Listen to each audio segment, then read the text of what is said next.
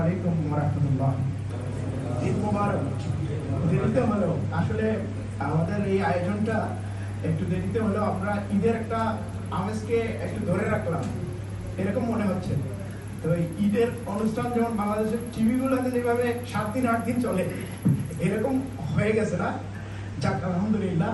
এর মধ্যে আমরা একটু আনন্দ খুঁজে পাই এই কারণে যে আমাদের সংগঠন আমাদের স্মরণ করে একটি পুনর্মিলনীর আয়োজন করেছে, এর জন্য আমরা আল্লাহর শুকরিয়া আদায় করি আলহামদুলিল্লাহ।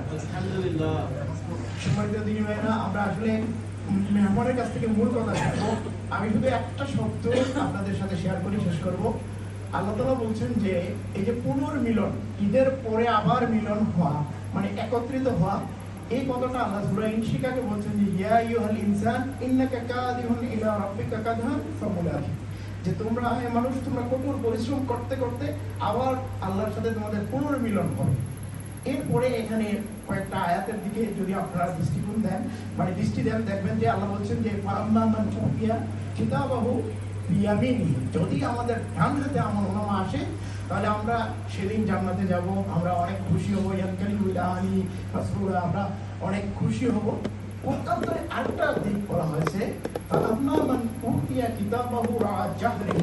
যদি আমাদের আমলনামাকে আমাদের পিঠের দিক থেকে দেওয়া হয়, আমরা কিন্তু অভিশাপ বুঝবো, ইয়াসলা সাইরা, আমরা গিয়ে জাহান্নামে পড়বো।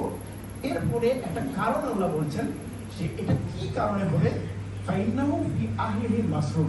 এখানে আল্লাহ তাআলা বলছেন যে মানুষ শুধু তার ফ্যামিলির গণ্ডির মধ্যে ছিল, এর থেকে বেরিয়ে যেতে পারে না।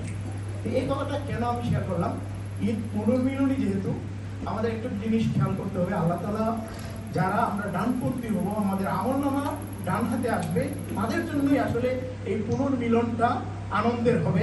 আমাদের পরিবার যারা নেককার হবে তাদেরকে আমরা নিয়ে জান্নাতে যেতে পারবো।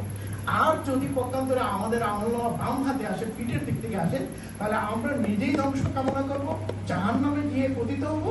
আর এর জন্য আল্লাহ তাআলা একটা কারণ বলছেন, সেটা হচ্ছে আমরা শুধু আমাদের ফ্যামিলির সারাউন্ডিং এর ভিতরে ছিলাম, অর্থাৎ আমরা শুধু কাজ ব্যস্ততা, আমাদের রুটি রিজিক নিয়ে ব্যস্ত ছিলাম, আমাদের বেমালুম আল্লাহর হুকুমকে ভুলে গেছি। সুতরাং আসুন আমাদের এই পুনর্মিলন থেকে এই শিক্ষাটা আমরা গ্রহণ করি, শুধুমাত্র দুনিয়াবী কার্যক্রমেই যেন আমরা মত্ত না হই, আমাদের আমলনামা যাতে ডান হাতে আসে সেজন্য আমাদের হোল লাইফটাকে আমরা সাজানোর চেষ্টা করি। এই জন্য আপনাদের সবাইকে আহ্বান জানিয়ে সান্তা কলমা ইউনিটের পক্ষ থেকে সকলকে আবারও ঈদ মোবারক জানিয়ে আমার কথা শেষ করছি। আল্লাহ হাফেজ। আসসালামু আলাইকুম ওয়া রাহমাতুল্লাহ।